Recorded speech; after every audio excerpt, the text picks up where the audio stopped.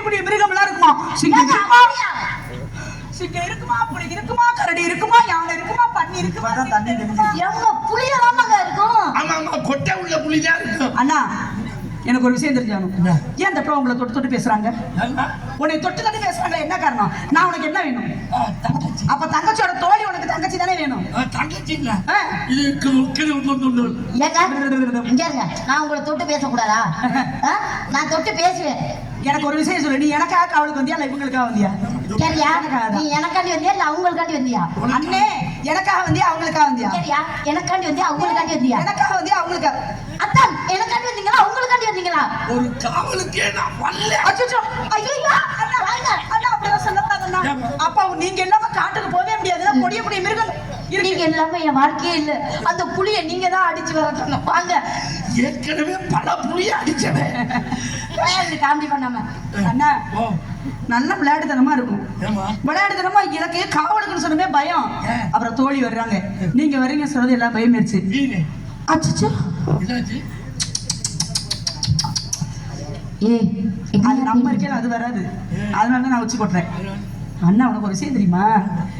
இதுதான் அப்பா சொன்ன நந்தவனம். எங்க பார்த்தாலும் அண்ணா உன மலர்கள் பூத்த பூத்த குடுங்குகின்றன. ஏங்க நாங்களும் தான் நடிக்கிறோம். ஏமா கலிய பெருமாள் காசை கொடுத்து என் சிறுவாய உடைக்க சொன்னாலும் இல்ல, அவர் தங்கராஜன். ஆமா அண்ணா, இதுதான் தந்தையார் சொன்ன.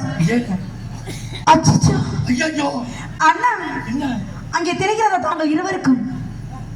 நீங்க எங்க இருக்கீங்க தம்பி?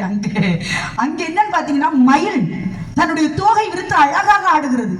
அண்ணா இந்த மரத்திலே குயிலினங்கள் கூக்குவென்று கூவதை கேட்டாயா?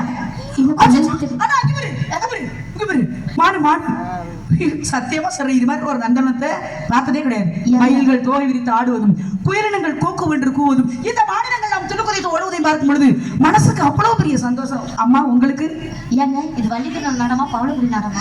என்னைய பார்த்தா உனக்கு எப்படிதாம்மா தெரியுது? நல்லா ஈனாவானான்னு தெரிஞ்சிருச்சுன்னு சொல்லுவேன்.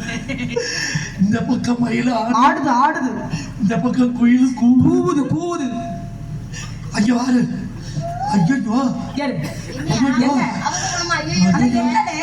மழை பெஞ்சு நான் பாக்குறவங்களை பூரா அரிச்சுக்கிட்டு ஓடுது.